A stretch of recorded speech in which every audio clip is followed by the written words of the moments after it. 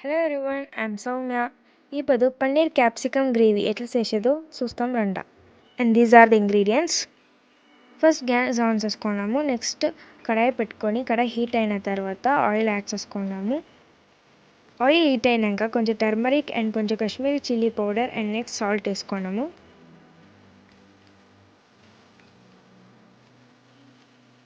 And next paneer వేసి లైట్గా fry చేసుకుంటున్నాము.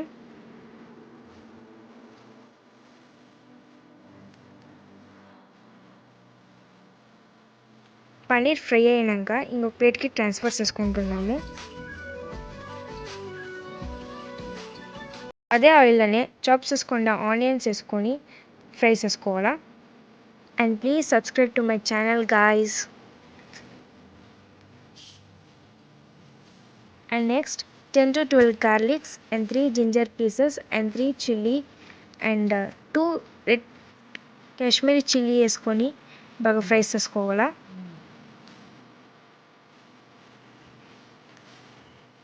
అండ్ నెక్స్ట్ కొంచెం క్యాషూస్ వేసుకోవాలా. నెక్స్ట్ 4 టమాటోస్ వేసుకొని బాగా ఫ్రై చేసుకోండా. చిన్న టమాటో అయితే 5 to 6 అండ్ పెద్ద టమాటో అయితే ఓన్లీ 4. మేము యాక్చువల్లీ 4 టమాటోస్ మటంలో ఎత్తుకున్నాము. ఇప్పుడు నెక్స్ట్ సాల్ట్ యాడ్ చేసుకున్నాము.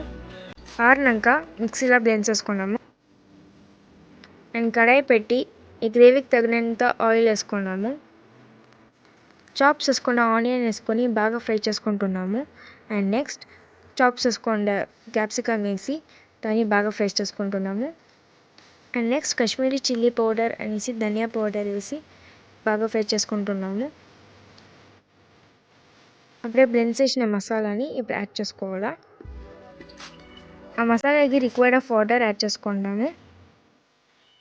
ఇప్పుడు గ్రేవీ కన్సిస్టెన్సీ వచ్చినాం కాబట్టి పన్నీర్ యాడ్ చేసుకుంటున్నాము.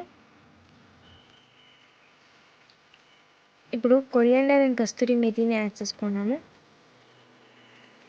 అండ్ నెక్స్ట్ ఫైనల్గా కొంచెం పెరుగు యాడ్ చేసుకొని ఇప్పుడు చపాతీ పిండి రెడీ చేసుకుంటున్నాము. ఫైనలీగా ఇక్కడ గ్రేవీ రెడీ అయింది. ఇక్కడ పన్నీర్ క్యాప్సికమ్ గ్రేవీకి మేము చపాతీ రెడీ చేసుకుంటున్నాము.